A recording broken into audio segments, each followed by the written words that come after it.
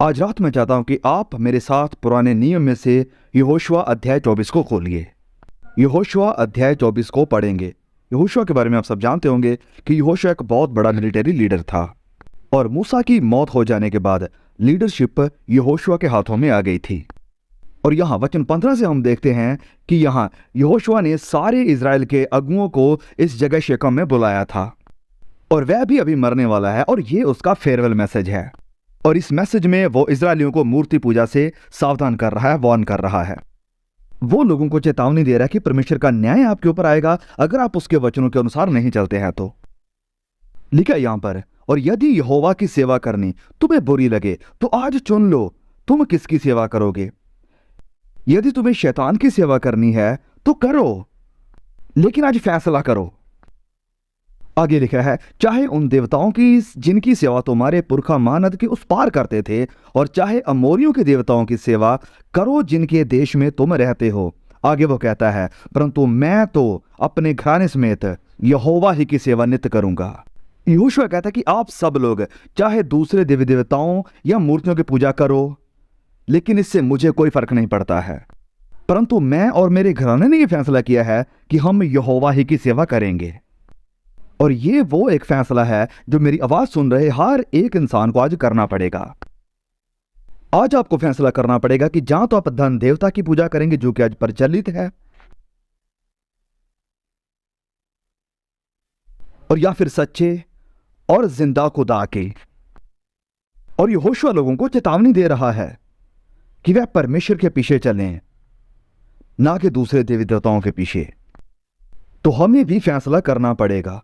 मूसा ने भी ऐसी ही चेतावनी कुछ पीढ़ियों पहले दी थी। मूसा ने अपनी मौत से पहले कहा, मैं आज आकाश और पृथ्वी दोनों को तुम्हारे सामने इस बात की साक्षी बनाता हूं कि मैंने जीवन और मरण, आशीष और श्राप को तुम्हारे आगे रखा है, इसलिए तू जीवन ही को अपना ले कि तू और तेरा वंश दोनों जीवित रहें। मूसा ने भी वही बात करी थी जो यहोशुआ आज कह रहा है, बहुत सालों के बाद, और हर पीढ़ी को इसे सुनने की आज जरूरत है, बार बार। और इसी कारण सुसमाचार पुराना नहीं होता है, ये हर पीढ़ी के लिए नया और फ्रेश रहता है। हमें भी फैसला करना पड़ेगा। महान सिकंदर से पूछा गया कि उसने सारी दुनिया को कैसे जीत लिया, और उसने कहा कि मैं डगमगाता नहीं था। और याकूब लिखता है अध्याय 1 वचन 6 में, क्योंकि संदेह करने वाला समुद्र की लहर के समान है जो हवा से बहती और उछलती है। वो कहता है कि दो मनों वाला इंसान अपने सारे रास्तों में अस्थिर रहता है। क्या मसीह यीशु के साथ आपका रिश्ता अस्थिर है? क्या आपके मन में मसीह के प्रति संदेह है, या आप पूरी तरह से मानते हैं कि वो आपका उद्धारकर्ता, आपका मुक्तिदाता, आपका खुदा है? आप में से बहुत से लोग जो यहां बैठे हैं, आपके मनों में संदेह है। और प्रभु यीशु ने पाखंडियों को चेतावनी दी थी, वह लोग जो बाहर से कुछ और अंदर से कुछ और थे। और धार्मिक लोगों के साथ उसका यह सबसे बड़ा संघर्ष था। दो मनों वाले मत बनिए, फैसला करें आज ही। और यही बात यहोशुआ कह रहा था। यहोशुआ एक ग्रेट मिलिट्री लीडर, जिसने की बहुत सारी लड़ाइयों में जीत दिलाई है, और इस सब में परमेश्वर ने उसकी मदद की है। और वो कह रहा है कि परमेश्वर की सेवा करो, तुम जिंदा रहोगे, और अगर दूसरे देवताओं की पूजा करोगे तुम मरोगे, परमेश्वर का न्याय तुम पर आएगा। और मैसेज आज भी बदला नहीं है।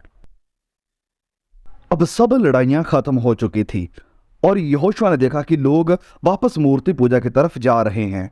और यहोशुआ ने सारे इजरायली अगुओं को यहां शेकम में बुलाया है। अब ये शेकम उस वक्त के इजरायलियों के लिए एक बहुत ही महत्वपूर्ण जगह थी, और आज भी है। यही वो जगह है जहां पहली बार अब्राहम आकर सेटल हुआ था। यहां पर याकूब ने भी कुछ जमीन खरीदी थी, और यहीं पर यूसुफ को भी दफनाया गया था उसे मिस्र में से लाने के बाद। और वहां पर दो पहाड़ हैं, मैं वहां पर गया हूं। एक पहाड़ पर उसने 6 गोत्रों को खड़ा किया, और दूसरे पहाड़ पर दूसरे 6 गोत्रों को। और यहोशुआ बड़ी ऊंची आवाज से बोलने लगा, भले ही वह अब बहुत ज्यादा बुजुर्ग हो चुका था। और वह उन्हें याद दिलाता है कि कैसे परमेश्वर ने उन्हें आशीष दी है, कैसे परमेश्वर ने उन्हें जीत दिलाई है, अपनी सामर्थ, अपने बल, अपने जोर के द्वारा नहीं, वरन परमेश्वर की ताकत के द्वारा। और इन लोगों को परमेश्वर का धन्यवाद करना चाहिए था, लेकिन वो दूसरे देवी देवताओं के पीछे भागने लगे। हम लोगों को आज परमेश्वर का धन्यवाद करना चाहिए उन सारी आशीषों के लिए जो उसने हमें दी है। लेकिन हम क्या पाते हैं? हम पाते हैं कि हम दूसरे देवी देवताओं की पूजा कर रहे हैं। भोग विलास के देवता की, अभिलाषा, नफरत, लालच और धन देवता और लड़ाइयों के देवता भी। और यहोशुआ इस्राएलियों को सावधान करता है कि ऐसे हालात नहीं चलेंगे। तुम्हें चुनना पड़ेगा कि या तो तुम परमेश्वर की उपासना करोगे या फिर दूसरे देवताओं और उनकी मूर्तियों की। यहोशुआ दोगलापन नहीं चाहता था और ना ही प्रभु यीशु चाहते हैं। और यहोशुआ कहता है कि तुम्हें आज इसी वक्त चुनना पड़ेगा। तो आज चुन लो, कल नहीं आज, कि आप किसकी सेवा करोगे। और आप में से बहुतों को आज चुनना पड़ेगा कि पहला स्थान आपकी जिंदगी में किसका है। क्या आपकी जिंदगी में पहला स्थान मसीह यीशु का है या किसी और का है? मसीह यीशु पहला स्थान चाहते हैं। आपके दिल के सिंहासन पर दो प्रभुओं के लिए स्थान नहीं है। स्थान या तो मसीह यीशु के लिए है या दूसरे देवी देवताओं के लिए है। मुझे लगता है कि हमें इस बात को क्लियर करना चाहिए कि हम दो देवताओं की सेवा नहीं कर सकते हैं, परमेश्वर और धन की। आज फैसला करना पड़ेगा। जवान आज चैलेंज चाहते हैं, वह कुछ मुश्किल और हार्ड चाहते हैं। ओके, अपना जीवन मसीह यीशु को दे दीजिए, वो आपको चुनौती देगा। वो कहता है कि अपना इनकार करो और अपनी क्रूस को उठाओ। वो कहता है मैं मरने के लिए जा रहा हूं, आओ और मेरे पीछे चलो। अपने स्वार्थ और अभिलाषाओं का इनकार करें, मसीह यीशु की तरफ मुड़ें और उसकी क्रूस उठाकर उसके पीछे चलें। अब पौलुस ने सिखाया कि मसीह वो है जो अपनी मूर्तियों से मुंह फेरकर यीशु की तरफ मुड़ गया है, मसीह यीशु की सेवा करने के लिए। एक मूवी आजकल बहुत चल रही है जिसका नाम है आइडल मेकर, लेकिन सच्चा मसीह वो है जो है आइडल ब्रेकर। बाकी लोगों के फैसले की परवाह ना करते हुए यहोशुआ ने कहा कि मैं और मेरा परिवार यहोवा की उपासना करेंगे। देखिए, अदन की वाटिका में आदम और हवा को फैसला करना पड़ा। परमेश्वर ने कहा कि ओके, अगर आप एक खूबसूरत संसार बनाना चाहते हैं तो हम मिलकर करेंगे, लेकिन मैं आपको टेस्ट करना चाहता हूं। मैंने आपको योग्यता दी है चुनाव करने की। मैंने आपको रोबोट नहीं बनाया कि मैंने आपका स्विच दबा दिया और जो चाहा वो आपसे करवा लिया। मैंने आपको अपने स्वरूप पर बनाया है, आपके पास अधिकार है चुनाव करने का। तो जब आदम और हवा ने उस चुनाव का सामना किया तो उन्होंने चुनाव गलत किया। उन्होंने परमेश्वर का विरोध किया और परमेश्वर की आज्ञा को तोड़ा। और परमेश्वर ने कहा कि जिस दिन तुम ये करोगे तुम मरोगे। और तब से लेकर आज तक इंसान दुखों में है, और ये उस गुनाह की वजह से है जो आदम और हवा ने अदन की वाटिका में किया। और इंसान के अंदर ये स्वभाव है गलत करने का, पाप करने का। और ये पाप का बीज जन्म से ही हमारे अंदर में है। दाऊद कहता है कि पाप में मेरी मां ने मुझे कंसीव किया। सोच कर देखिए कि हमारे कंसेप्शन से ही पाप हमारे अंदर है। हम पाप में जन्मे हैं।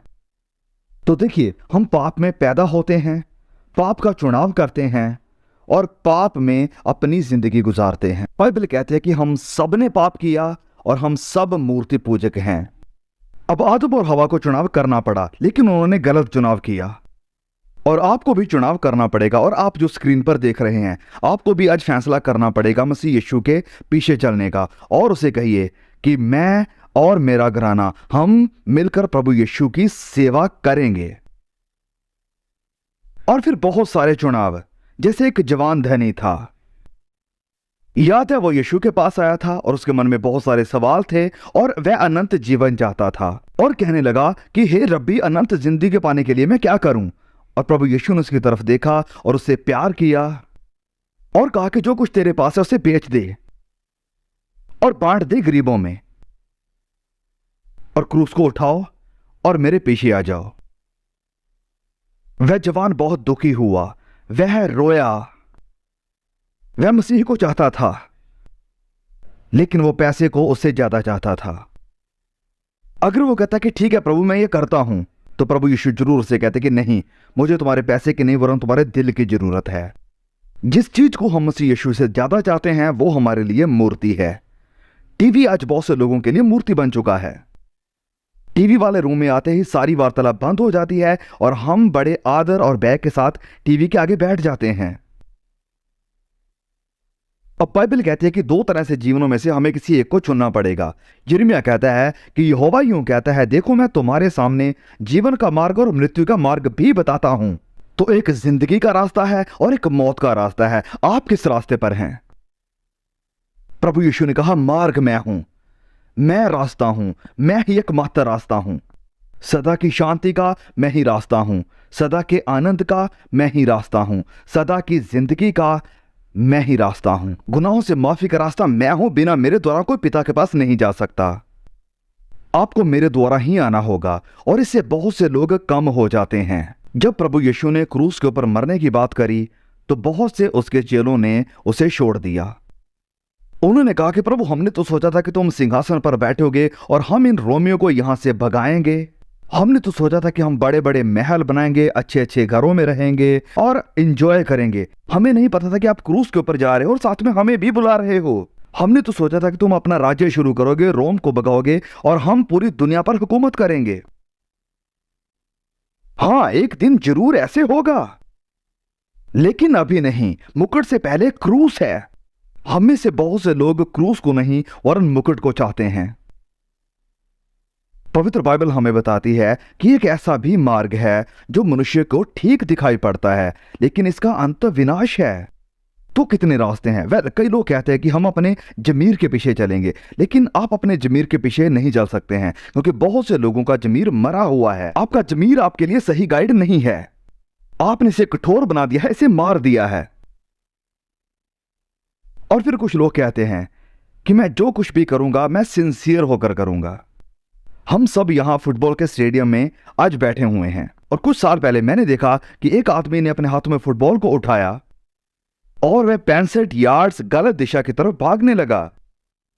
और जो कुछ भी वो कर रहा था, इसमें वो बहुत ही सिंसियर था। वो हार गए। और फिर कुछ लोग हैं जो कहते हैं कि मैं बहुत ही अच्छे काम करता हूं, मैं चैरिटी के लिए भी देता हूं, मैं भलाई का काम करता हूं और मुझे पता है कि परमेश्वर समझते हैं। पवित्र बाइबल कहती है कि विश्वास के द्वारा अनुग्रह ही से तुम्हारा उद्धार हुआ है, और यह परमेश्वर की ओर से है, कर्मों के द्वारा नहीं कि कोई घमंड करे। अगर आप अपने कर्मों के द्वारा कीमत चुकाकर स्वर्ग में जाते हैं तो आप वहां सीना चौड़ा करके कहेंगे कि देखो मैंने क्या किया है, मैं अपने दम पर यहां आया हूं। देखिए, आपको मसीह यीशु की क्रूस के द्वारा ही जाना पड़ेगा, जहां पर मसीह यीशु ने हमारे पापों, हमारी सजा, हमारे अपराधों को अपने ऊपर लिया और खुद अपराधी बना। और फिर कुछ लोग हैं जो कहते हैं कि मैं अपने आप को सुधारूंगा, अपने आप को और अच्छा करूंगा। मैं बहुत से लोगों को जानता हूं जो कहते हैं कि मैं अच्छा करूंगा, लेकिन वो अच्छा नहीं कर पाते हैं। वो नहीं कर पाएंगे, उनके पास ताकत नहीं है वो अच्छा करने की, जब तक आप मसीह यीशु के पास नहीं आते हैं। जब आप मसीह यीशु के पास आते हैं तो एक बदलाव आता है, एक ताकत जो वो आपको देता है नया जीवन जीने के लिए। मैं मसीह जीवन नहीं जी सकता हूं, मेरे अंदर ताकत नहीं है मसीह जिंदगी जीने की। पवित्र आत्मा को मेरे अंदर जीना होगा और मसीह यीशु को मेरे द्वारा जीना होगा। अपने आप में, अपनी ताकत से मैं मसीह जीवन कभी नहीं जी सकता हूं। प्रभु यीशु ने कहा, सकेत फाटक से प्रवेश करो, क्योंकि चौड़ा है वह फाटक और सरल है वह रास्ता जो विनाश को पहुंचाता है, और बहुत से हैं जो उससे प्रवेश करते हैं। क्योंकि सकेत है वह फाटक और कठिन है वो रास्ता जो जिंदगी को पहुंचाता है, और थोड़े हैं जो उसे पाते हैं। थोड़े, उसने कहा थोड़े हैं जो उसे पाते हैं। यह रास्ता सकेत और कठिन है, जैसे रात को मैंने बताया था। क्या आप उन थोड़े में से एक हैं? आपको सिर्फ दो रास्तों में से ही किसी एक को नहीं, वरन दो मालिकों में से भी किसी एक मालिक को चुनना पड़ेगा। प्रभु यीशु ने कहा कि कोई इंसान दो मालिकों की सेवा नहीं कर सकता है। वो एक से नफरत करेगा और एक से बैर करेगा। वो या तो एक से मिला रहेगा और दूसरे को तुच्छ जानेगा। मतलब कि आप धन और परमेश्वर की सेवा नहीं कर सकते हैं। ये पहाड़ी उपदेश है मत्ती अध्याय 6 में। आपको चुनाव करना पड़ेगा। पूरी बाइबल में फैसला, फैसला, फैसला, फैसला, फैसला। तो दो रास्तों से ही नहीं, दो मालिकों से ही नहीं, आपको फैसला करना पड़ेगा दो पिताओं से भी, दो आत्मिक पिता। यूहन्ना अध्याय 8 में प्रभु यीशु ने एक बहुत ही हैरान कर देने वाली बात कही। उन्होंने कहा वचन 44 में कि तुम अपने पिता शैतान से हो और उसकी लालसाओं को पूरा करना चाहते हो। उसने कहा कि आप में से बहुतों का पिता शैतान है। आप शायद इससे अनजान हैं। आप इसे मानेंगे नहीं, लेकिन परमेश्वर आपको ऐसे देखते हैं। या तो वह सच्चा जीवित खुदा मसीह यीशु आपका आत्मिक पिता है, और या फिर शैतान। तो आपको सिर्फ दो रास्तों से ही नहीं, दो स्वामियों से ही नहीं, दो पिताओं से ही नहीं, वरन दो मंजिलों से भी चुनना पड़ेगा, नरक या स्वर्ग। C.S. लुइस कैम्ब्रिज और ऑक्सफोर्ड यूनिवर्सिटी के प्रोफेसर, उन्होंने दोनों में सिखाया था। वो इस बात पर जोर देते थे कि नरक के बारे में किसी और ने इतना नहीं बताया है जितना खुदावंद मसीह यीशु ने बताया है, और वहीं दूसरी तरफ स्वर्ग के बारे में इतना साफ साफ और अधिकार के साथ किसी और ने नहीं बताया जितना यीशु ने बताया। स्वर्ग जाने की सीढ़ी मसीह यीशु है, वो है स्वर्ग का रास्ता। उसके पास आइए। आप जो स्क्रीन पर देख रहे हैं उसके पास आइए, अपने गुनाहों से पश्चाताप करें, मसीह यीशु के ऊपर विश्वास करें, क्योंकि स्वर्ग जाने का एकमात्र रास्ता सिर्फ यीशु है। उन्होंने कहा, मेरे पिता के घर में बहुत सारे स्थान हैं, यदि ना होते तो मैं तुमसे कह देता। हां, प्रभु यीशु आज स्वर्ग में है और वो आपके उसके पास आने का इंतजार कर रहा है। आप सबके लिए भविष्य में एक जीवन है, और ये अनंत जीवन तभी शुरू नहीं होता है जब आप मर जाते हैं, वरन ये आज इसी वक्त से शुरू हो जाता है जब आप मसीह यीशु के पास आते हैं, क्योंकि आज ही अनंत जीवन का वह आनंद आपके अंदर आ जाएगा। स्वर्ग जाने का मार्ग सिर्फ मसीह यीशु है। अब यह चुनाव सिर्फ आपको ही अपने लिए करना पड़ेगा। यहोशुआ ने कहा कि मैं और मेरा घराना हम यहोवा की सेवा करेंगे। आपका पिता आपके लिए चुनाव नहीं कर सकता है, आपकी माता आपके लिए नहीं कर सकती है, और ना ही आपके बच्चे। यह सिर्फ आपको ही अपने लिए फैसला करना पड़ेगा। यहोशुआ जानता था कि वो इजरायलियों के लिए फैसला नहीं कर सकता है, उन्हें यह खुद करना पड़ेगा, क्योंकि यह एक ऐसा फैसला है जो आपको अकेले ही करना पड़ेगा। मूसा ने भी कहा कि मैं आज आकाश और पृथ्वी दोनों को तुम्हारे सामने इस बात की साक्षी बनाता हूं कि मैंने जीवन और मरण, आशीष और श्राप को तुम्हारे आगे रखा है, इसलिए तू जीवन ही को अपना ले कि तू और तेरा वंश दोनों जीवित रहें। ध्यान दे, यहां लिखा है वंश। तो आपके फैसले का असर आपकी संतान पर और उनके आगे आने वाली संतान पर भी पड़ने वाला है। मैं और मेरा बेटा यहां बात कर रहे थे कि कैसे ये पीढ़ियों पीढ़ी चलता है, ये ईमान जो हमारा मसीह यीशु के ऊपर है।